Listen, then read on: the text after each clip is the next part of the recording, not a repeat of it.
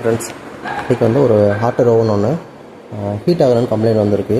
So இதில் வந்து எப்படி செக் பண்ணுறதுன்னு ஒன் பை ஒன்னாக ஸ்டெப் பை ஸ்டெப்பாக பார்ப்போம். ஸோ ஃபஸ்ட்டு வந்து இன்ஸ்ட்ருமெண்ட் ஆன் பண்ணுறேன்.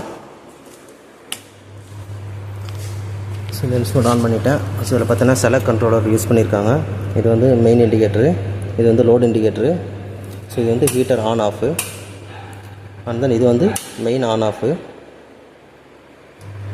இது வந்து இன்னரில் இருக்கிற ஃபேன் சுவிட்சு. ஓகேங்களா. ஸோ இப்போ நான் வந்து டோர் ஓப்பன் பண்ணுறேன்.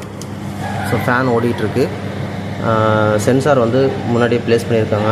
இன்ஸ்ட்ருமெண்ட் வந்து ஒர்க் ஆகுது. பட் ஆனால் செட் டெம்பரேச்சர் பார்த்தீங்கன்னா 105 வச்சுருக்காங்க. லோட் இண்டிகேட்டர் எரியுது, ஆனால் நமக்கு ஹீட் ஆகலை. ஸோ இப்போ இதை எப்படி செக் பண்ணுன்னு பார்ப்போம்.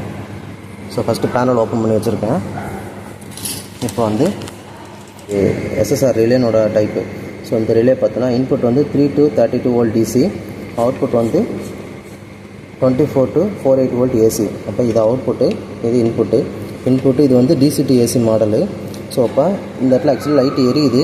இருந்தாலும் நம்ம ஒரு டைம் வந்து இந்த கண்ட்ரோலர்லேருந்து டிசி வோல்டேஜ் வருதான்னு கன்ஃபார்ம் பண்ணிக்குவோம். ஸோ அதுக்கு மல்டிமீட்டரில் டிசி மோட் வச்சுங்க, டிசி வோல்டேஜு. ஸோ இப்போ நான் வந்துட்டு எஸ்எஸ்ஆர் ரிலேனோட இன்புட்டை செக் பண்ணுறேன். பட் இதில் ஸ்டாண்டர்டாக பார்த்தீங்கன்னா 12 வோல்ட் வரணும். நமக்கு வந்து 9.95 வருது. ஓகேங்களா. ஸோ ஆல்மோஸ்ட் 10 வோல்ட் நேர்மையில் கரெக்டாக வருது. இப்போ நமக்கு அவுட்புட்டில் ஒரு பக்கம் இன்புட்டு, இந்த சைடில் ஒரு பக்கம் மெயின் இன்புட்டு, இன்னொரு பக்கம் ஹீட்டருக்கு போகிற அவுட்புட்டு. ஸோ அப்போ இதில் வந்து எப்போவுமே ஃபேஸை தான் உள்ளே கொடுத்துருப்பாங்க. அதனால் என்ன பண்ணுறேன்னா நியூட்ரல் ஒயரை டைரெக்டாக இங்கே வச்சுருக்கேன். நியூட்ரல் வச்சுட்டேன். இங்கே வந்துட்டு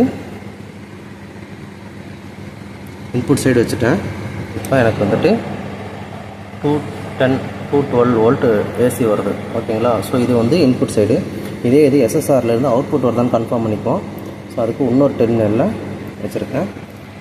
இப்போ நமக்கு வந்துட்டு அவுட்புட்டு ஆல்மோஸ்ட்டு 210 அப்படியே அவுட்புட்டாக வருது.